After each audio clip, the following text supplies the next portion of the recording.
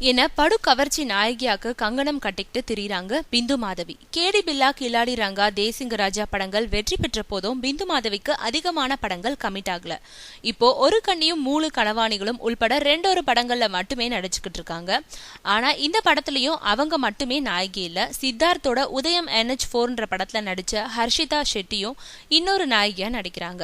இது காரணமா தமிழ்ல வளர துடிக்கும் ஹர்ஷிதா பிந்து மாதவிய முந்தி போயிடணும்னு நடிப்புல கடும் போட்டி கோதாவில இறங்கி இருக்கிறதா சொல்றாங்க.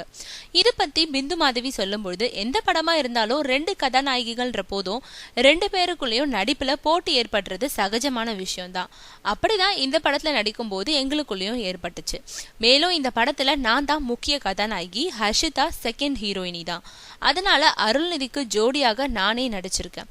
மேலும் இது முழு நீள காமெடி ஸ்கிரிப்ட்ன்றதுனால இந்த படத்துல இருந்து காமெடி நாயகியாகவும் உருவெடுத்திருக்கேன். ஏற்கனவே விமலோட நடிச்ச கேடி பில்லா, கில்லாடி ரங்கா படத்திலேயே காமெடிக்கு பிள்ளையார் சுழி போட்டேன்னா இந்த படத்துல இன்னும் பெரிய அளவுல ஸ்கோர் பண்ணியிருக்கேன். அதனால இந்த படமும் எனக்கு நடிப்புல சவாலாக தான் இருந்துச்சு. அதே சமயம் இதுல என்னோட நடிப்பை பார்த்து இனிமேல காமெடி கலந்த கதாபாத்திரங்கள்னா கட்டாயம் டைரக்டர்கள் என்னதான் அழைப்பாங்க. அந்த அளவுக்கு எனக்குள்ள இருந்த காமெடி சென்ஸை வெளியே கொண்டு வந்திருக்காரு இயக்குனர். ஆக என்னை கவர்ச்சி நாயகியாக மாற்ற சில டைரக்டர்கள் தொடர்ந்து கங்கணம் கட்டிக்கிட்டு திரியும் நிலையில காமெடின்ற நல்ல ஒரு பாதுகாப்பு கவசத்தை என் மேல அணிஞ்சு விட்டு இருக்காரு இயக்குனர்னு சொல்றாங்க பிந்து மாதவி.